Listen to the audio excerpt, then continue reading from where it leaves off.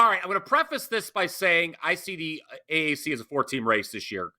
You got Tulane, the reigning champs. Remember what they did last January, beat USC in the Cotton Bowl. That was a big win for me and my clients. But they're primed to regress, the Green Wave. That's a team that jumped from 2 to 12 wins. Typically, you see a jump like that year over year. You're going to see some regression year plus one. Memphis is a team I think is going to be in the mix, Prez. I really like over on their season win total.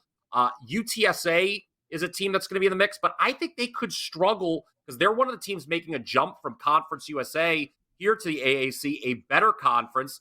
And then the fourth team, of course, the one I'm here to talk about today is the SMU Mustangs. Also have to note the AAC has eschewed divisions this year, in case you didn't know that. It's just going to be the top two finishers in the conference title game.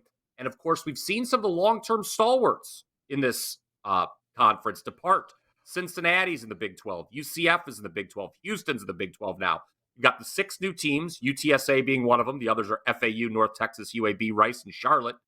They come over from Conference USA. Makes it a bigger league, Prez. We've got 14 teams, but I'm not necessarily confident it's a stronger league. In fact, I think it's a weaker one. And the holdovers, I think it's going to benefit by getting to play some of these weaker teams from Conference USA, which opens the door for a team like SMU. They do go to the Liberty Bowl late in the year to face that Memphis team I mentioned. But the other top two teams, UTSA and Tulane, they do not play them in the regular season. I look at this conference schedule, Prez, for the Mustangs. I think other than Memphis, they're going to be favored in every single game. Now, in the non-conference, they do have to go to Oklahoma. They do have to go to TCU, but those aren't conference games, so we don't have to worry about that. This is a conference wager I'm about to give out. We're talking Rhett Lashley's second year in the Metroplex. He replaced Sonny Dykes, who obviously is not regretting his decision to go to TCU, given what happened last year. But Lashley's got 16 starters back. They do lose Tanner Mordecai, the quarterback to Wisconsin, via the transfer portal. But those around this program, very high on his replacement, sophomore Preston Stone. A couple of years ago, folks, he was the highest ranked recruit in program history. He got one start last year. What did he do on his first pass, Prez? Threw a 75-yard touchdown. Unfortunately, he broke his collarbone later in the game and was out for the year.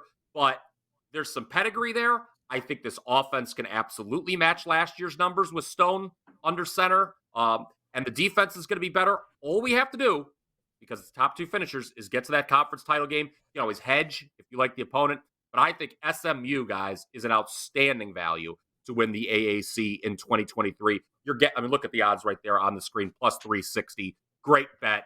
I would recommend getting down on that now before the odds come down.